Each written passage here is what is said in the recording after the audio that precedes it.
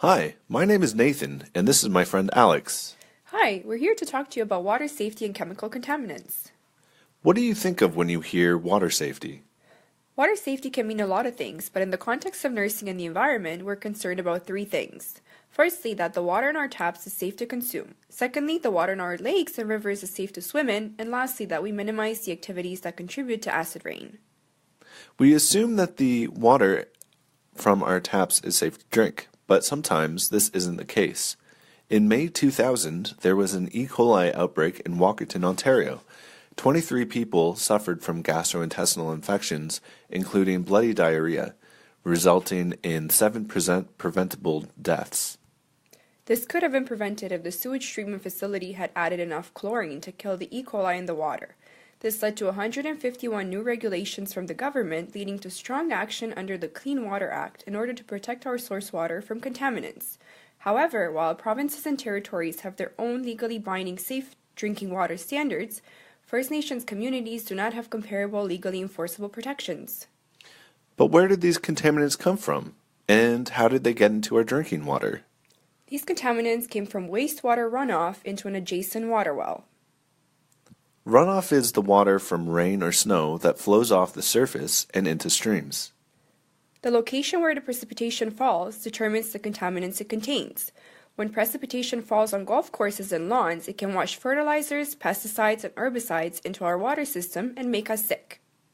Some of these chemicals are dioxins, furans, and polychlorinated biphenyls, which have a short-term and long-term effects on health and development depending on the amount of exposure.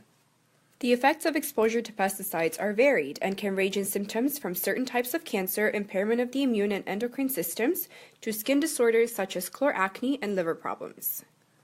Children are of special concern due to their behavior and play, as well as pregnancy, where these chemicals can interfere with crucial physiological development. Pesticide regulation is of great concern to the RNAO, and in 2000 they released the following statements. The RNAO sees no justification for the cosmetic or non-essential use of pesticides.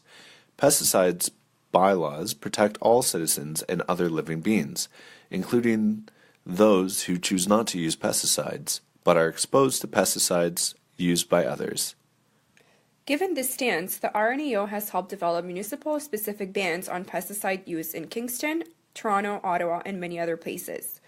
There are over 500 active ingredients in pesticides, and not all municipalities have the same bans. Do you know what kind of fertilizers and pesticides are allowed in your community?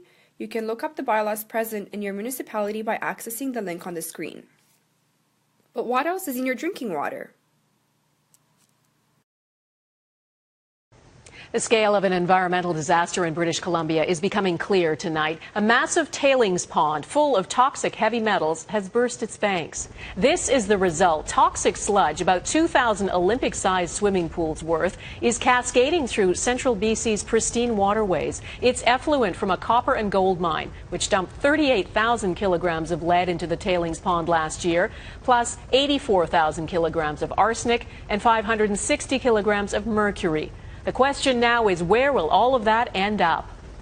It has already flowed into two nearby lakes. People who live there and all the way up the Quesnel and Caribou Rivers, too, have been warned not to drink the water. The Quesnel is a major tributary of the Fraser River, BC's largest, and authorities are now testing the water right across the region. Heavy metals in drinking water can have detrimental effects on your health. Heavy metals in drinking water can have detrimental effects.